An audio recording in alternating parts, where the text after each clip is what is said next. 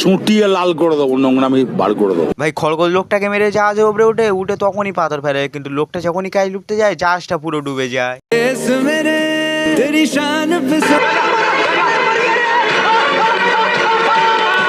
ভাই জাহাজটা ভেসে উঠলে খরগোশ তখন ভয় দিয়ে কেনে নুকোয়, কিন্তু লোকটা জানতে পারে এই কারণ টিভি জানলাটা খুলতেছিল।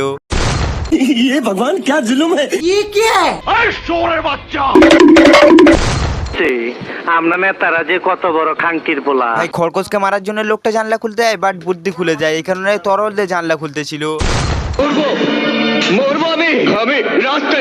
তুই কি আমারে ফুটপাতের মাস্তান ভাবছস?